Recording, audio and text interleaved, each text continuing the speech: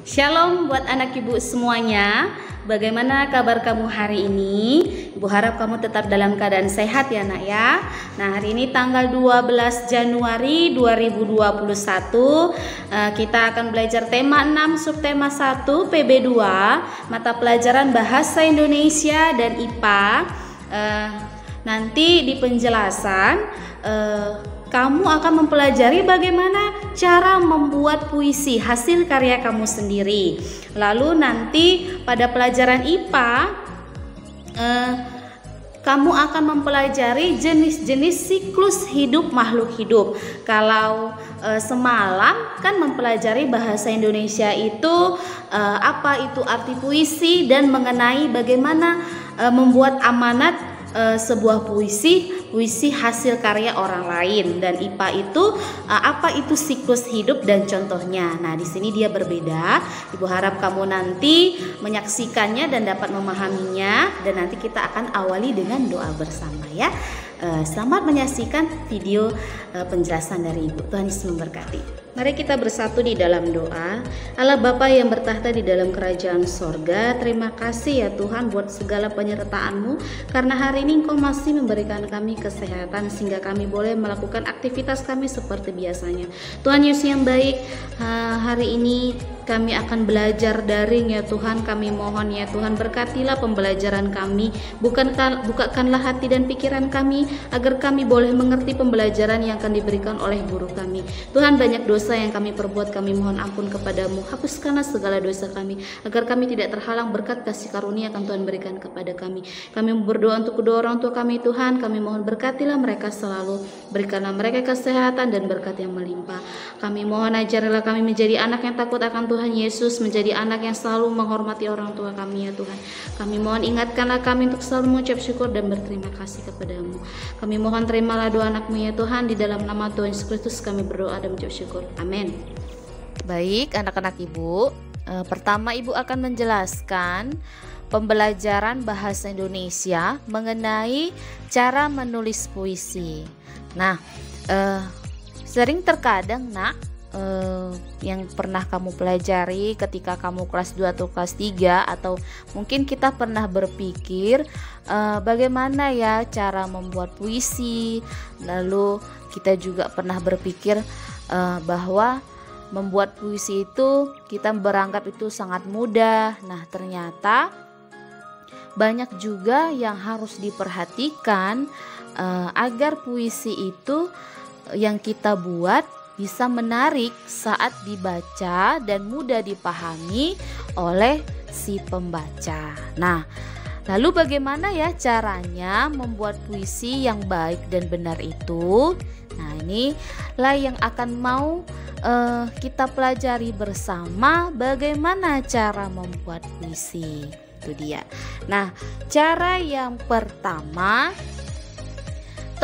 tentukan tema dan judul. Nah, maksudnya di sini pertama, pilihlah satu tema yang kita inginkan sebagai acuan atau sebagai hal yang utama dalam membuat puisi agar puisi yang kita buat ini lebih menarik nak. Nah, tema puisi ini nak ada banyak sekali. Jadi sebisa mungkin semampu kita harus bisa memilih tema yang benar-benar menarik. Lalu setelah kita menentukan tema itu, langkah selanjutnya itu kita harus menentukan judul. Nah, judul ini dia merujuk atau menuju sesuai pada tema yang mau kita buat untuk puisi tadi. Nah, misalnya kita menentukan temanya itu kesetiaan. Nah, bisa saja kita buat judulnya itu kalau berhubungan dengan kesetiaan apa ya? Misalnya, kucingku yang manis. Nah, itu bisa saja juga berhubungan nak. Lalu yang kedua, menentukan kata kunci. Nah, setelah kita menentukan tema dan begitu juga judulnya, nah langkah-langkah menulis puisi selanjutnya ini kita menentukan kata kunci. Nah, maksudnya ini kita mengembangkan kata tersebut. Kata tersebut yang dimaksud adalah menemukan pada kata tema tadi kita kembangkan. Tadi kan temanya dia kesetiaan. Nah, selanjutnya kita menemukan kata kuncinya itu yang berkaitan dengan kesetiaan tadi, nak. Yang menurut kita mana yang sesuai. Nah, kalau memang sudah kita rasa cukup, nah, lalu kita membuatlah puisi itu. Maka kita langsung menulisnya, menuangkannya. Itu dia. Terus selanjutnya sudah kita menemukan kata kunci itu. Nah, ketika kita membuat puisi itu, kita pilih penggunaan diksi yang ketiga. Nah, diksi ini adalah pemilihan kata. Itu maksudnya cara kamu ketika kamu membuat puisi, bagaimana cara kamu membuat puisi itu menggunakan kata-kata yang menarik supaya si pembaca itu tertarik dengan puisi yang kamu buat tadi. Itu dia, itu tujuannya. Nah, lalu yang keempat, kembangkan puisimu. Nah, proses selanjutnya ini setelah kita tadi menentukan tema, judul, kata-kata kunci kita yang sesuai dengan tema tadi, lalu kita menulisnya sesuai dengan pilihan kata kita. Setelah kita rangkai, nak, satu persatu, lalu kita kembangkan, kita buat menjadi kesatuan itu, puisi itu menjadi yang utuh, yang benar. Jangan sampai proses kamu membuat puisi ini ada yang salah. Nah, supaya nanti puisi kamu ini tepat, selanjutnya proses yang kelima, yaitu membaca ulang puisi kita tadi. Kenapa? Mungkin saja ada tulisan kita nanti penggunaan katanya yang salah, atau mungkin ini kalau kita menggunakan kata ini nanti mungkin si pembaca tidak memahaminya, bisa nanti kita rubah. Nah, jadi ketika kita membuat puisi, alangkah baiknya kita juga harus tenang, kita jangan lagi emosi, supaya nanti puisi yang kita buat ini dapat kita buat dengan baik. Nah, jangan lupa untuk menyalurkan dengan imajinasi, nak, karena kalau membuat karya ini, hasil ini, sebuah tulisan puisi ini diperlukan juga namanya imajinasi. Nah, imajinasi itu apa ya? Kan semalam sudah Ibu jelaskan, imajinasi itu adalah hayalan. Nah, jadi kita di sini main berhayal, nak. Kalau kita mau menciptakan sebuah karya, jangan lupa, pastikan kita juga pernah menghayal. Nah, kita hubungkan bagaimana ya kalau mengenai kesetiaan, mengenai kucingku yang manis. Bagaimana ya? Oh, aku membuat kata-katanya seperti ini. Nah, itulah yang menghubungkan dengan imajinasi tadi. Nah, itulah dia pembelajaran bahasa Indonesia mengenai cara menulis puisi. Nanti Ibu akan memberikan contoh hasil karya temanmu mengenai cita-citaku, masih berhubungan dengan cita-citaku.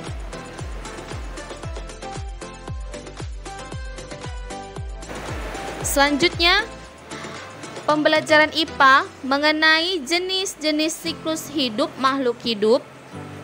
Nah, itu sudah ada di hadapanmu, siklus hidup kucing. Sebelumnya Ibu akan menjelaskan ya, nak. Kalau semalam kita mempelajari apa itu arti siklus hidup, dan sekarang pembagiannya ya.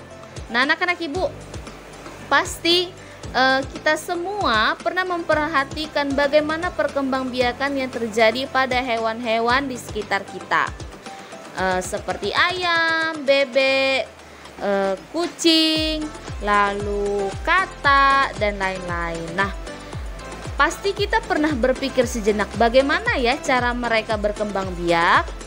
Nah, sudah pasti, nak, setiap namanya jenis hewan itu mereka berkembang biak itu sangat berbeda. Lalu di sini kita akan mempelajarinya tadi mengenai siklus hidup dan jenis-jenisnya itu. Nah, apa saja ya jenis-jenisnya? Nah, ternyata berdasarkan perubahan bentuk tubuhnya, siklus hidup hewan itu terbagi dua. Yang pertama,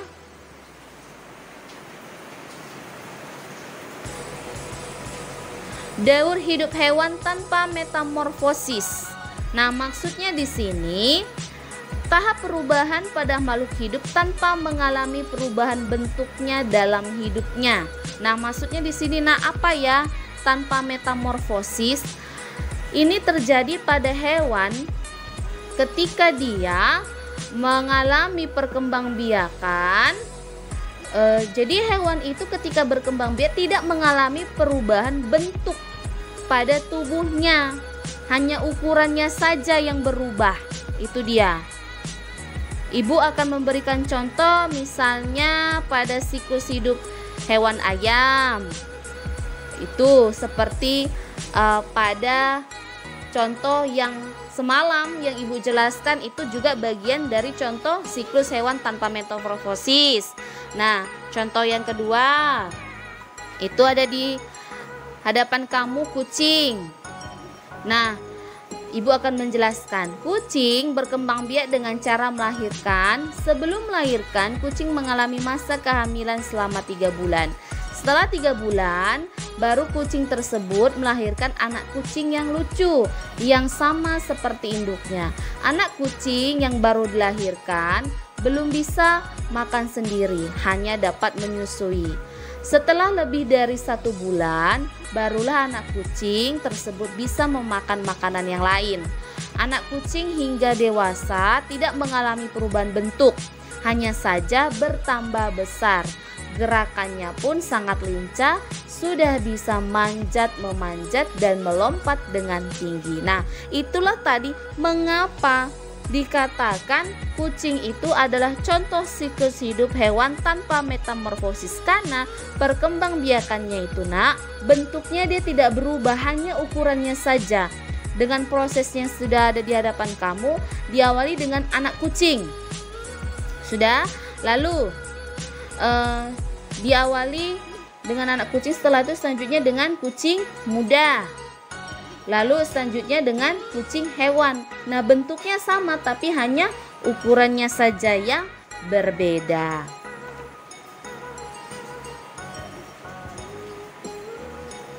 Lalu selanjutnya jenis siklus yang kedua, daur hidup dengan metamorfosis. Nah, ternyata metamorfosis ini kan sudah pernah kita pelajari pada semester 1. Ini dia ya, Ibu akan mengulanginya kembali supaya kamu tidak lupa. Nah, metamorfosis ini adalah perubahan bentuk hewan secara bertahap setelah kelahiran atau penetasan hingga dewasa. Metamorfosis dibedakan menjadi 2, yaitu metamorfosis sempurna dan metamorfosis tidak sempurna. Nah, maksudnya di sini metamorfosis ini ketika hewan berkembang biak ada tahapannya dari pembentukannya itu yang berbeda-beda. Dia tidak seperti yang tanpa metamorfosis. Kalau dia tanpa metamorfosis, bentuknya dia kan tetap sama, tapi ukurannya saja. Itu dia memahaminya ya. Nah, selanjutnya Ibu akan menjelaskan jenis dari metamorfosis sempurna. Metamorfosis sempurna ini metamorfosis yang melewati 4 tahapan, dimulai dari telur, larva atau nimfa, pupa, begitu yang terakhir adalah imago atau disebut hewan yang dewasa. Nah, Ibu akan menjelaskan. Yang pertama, telur. Telur ini sesuatu yang dihasilkan oleh induk hewan untuk melanjutkan kelangsungan hidup populasinya. Nah, itu proses yang pertama. Yang kedua, larva atau nimfa.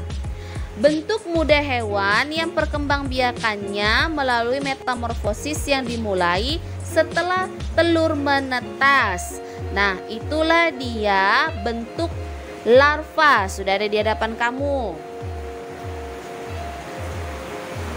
Yang ketiga, pupa. Itu ada bentuknya. Pupa ini atau disebut dengan kepompong adalah tahap berpuasa antara larva dan dewasa. Lalu tahap yang terakhir pada metamorfosis sempurna yaitu imago, ada di hadapanmu, hewan dewasa, yaitu kupu-kupu. Ibu berikan satu contoh saja.